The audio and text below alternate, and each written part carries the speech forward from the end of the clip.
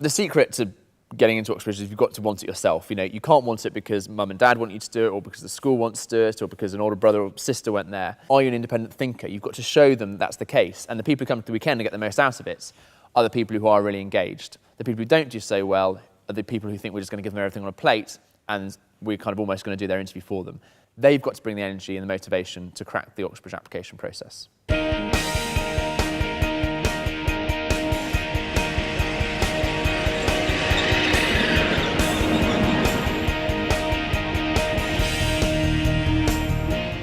My name is James Uffendale and I'm the company founder and CEO of Oxbridge Applications. I founded Oxbridge Applications because I wanted to help people fulfil their potential. I know that when I applied to Oxbridge, I'd never applied in the first place. It hadn't been for one inspirational teacher. And I definitely would have got in without the help and support he gave. We've now helped over 30,000 people apply to Oxbridge, and every year we work with about 10% of people applying. And we have an access scheme in place, so if anybody can't afford the supports we have, they get it for free. Any more? No? The weekend was designed to think, if we had Oxbridge applicants on site for 48 hours, what could we do with them to get the most out of them?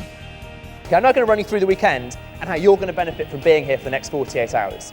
As I said, this is the 8th interview preparation weekend we've run, and we're absolutely convinced it's going to be our best one ever, and we hope you can make that the case. The problem is not being right or wrong, the problem is jumping straight in. A lot of people seem to feel that somehow, if they admit to a lack of knowledge in an interview, they might as well take the next train home. I'm hearing lots of sort ofs, kind ofs, etc. You guys are very, very smart.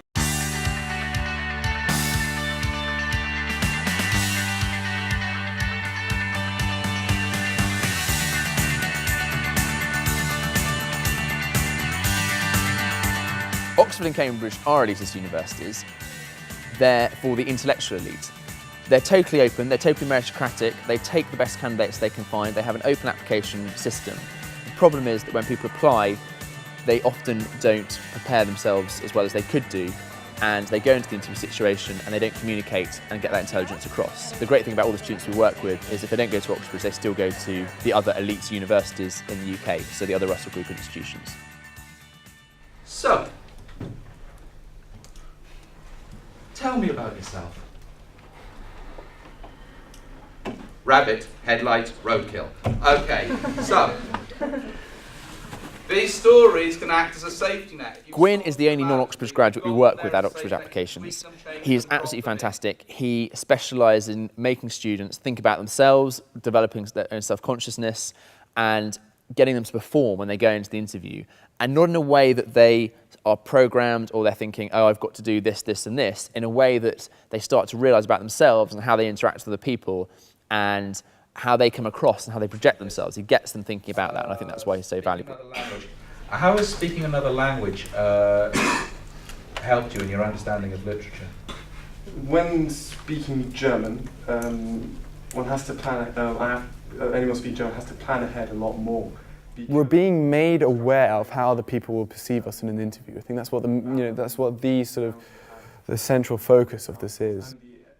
You're doing it with trained professionals who can immediately pinpoint what maybe your best mate or your mother couldn't say about your interview technique. If I talk to Gwyn Day and he says, don't tense your shoulders. There's that awareness. He gets the best feedback out of all of our presenters. He gets absolutely fantastic feedback. The students absolutely love him. He has a unique style, which means that he pushes people beyond their comfort zones. What did I ask? The 5 most important things you need in an interview. No. Does anybody know what I actually asked? No. I wasn't joking last night when I said that people flip inside their head and run around. I actually asked, what are the top 5 qualities interviewers are looking for, and why? And why? I saw you people. I said, what are the top 5 qualities? Ooh, running around inside your heads. Okay, so you didn't hear the rest of the question. Okay, rule 1, answer the question. I'm going to throw a question up in front of the screen. I want the first person to answer this correctly get a whoop, a cheer. I'll take them on my shoulders and walk around out there. Everything will all go crazy. Questions like, tell me about a banana, how does David Blunkett's love life relate to the 10 Commandments, how many atoms are there in this room, how would you measure the waist of your own head, once you start thinking along the subject lines, they make the questions more interesting. One of the great questions I heard of recently was, how do you compare George Bush to a monkey?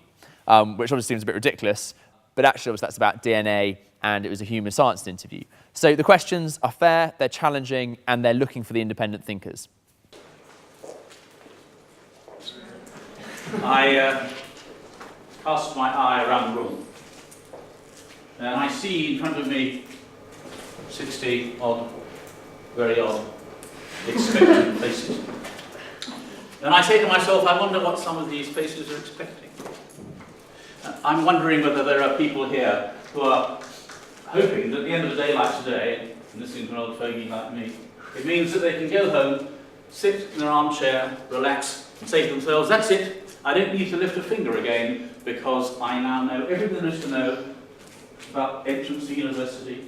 Barry is a former admissions tutor, and he is brilliant. We've been working with him now for over 5 years, and he's done us a fantastic service.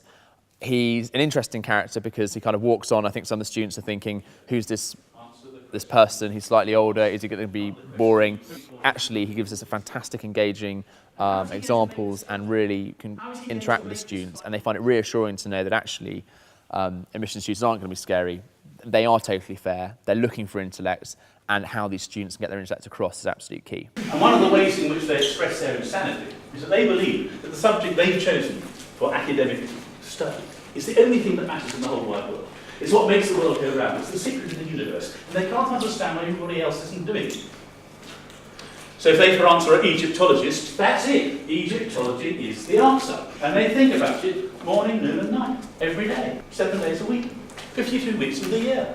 How much Egyptology would we cram into the day? They resent going to bed at night because it interrupts Egyptology. In fact, they only sleep at night because they know they're going to be summoned by the alarm going 6 o'clock the next morning, summoning them for another day's Egyptology. And they can't wait. I exaggerate slightly. And when they go into that interview room, that's what they want to see in front of them. Themselves 30 years ago. A young person, hungry, thirsty, randy for Egyptology. And that's what's going to mark one out from the others. History in Germany is so tangible. Right. I live in a house that was built by the Nazis. Right. And I've come to see how literature reflects, or often reflects, its context, how it showcases its sort of historical circumstance. Right. And for me, this is the most interesting aspect to explore. How about the methodologies? How about the way of studying these subjects? Can you see similarity? Yeah, no. Do you characterise that as a similarity or a difference? I think there's some. I'm trying to think, because I think. Do you take your time? Take your time. I think broadly speaking, there are more similarities than there are differences. I think. Can you give some examples? For example, analysing a poem to analysing an historical text, you're also looking for some similar features: language usage, bias. I was very focused on that I wanted to go to Oxford, and there are a few key things I did which I believe helped me. I chose a college that I believe was going to be less competitive than most. I put effort into my personal statement. I did outside reading. I thought about my interview and what they might ask me and how I could show them that I was genuinely passionate and interested in the subjects. It's much more in your muscle memory than it is in mine how to prepare for these things, and I assume and I expect you are bloody well prepared. Because, ladies and gentlemen, remember the 5 Ps. Preparation prevents piss poor performance. Do the preparation, do the hard work, and the rewards will come back upon you. I ask you to concentrate on this idea of motivation. And if you forget everything else that I've said, keep that in mind. And because I like to end by parodying our previous leader, I only want you to remember one thing. Motivation. Motivation. And motivation. Very best of luck.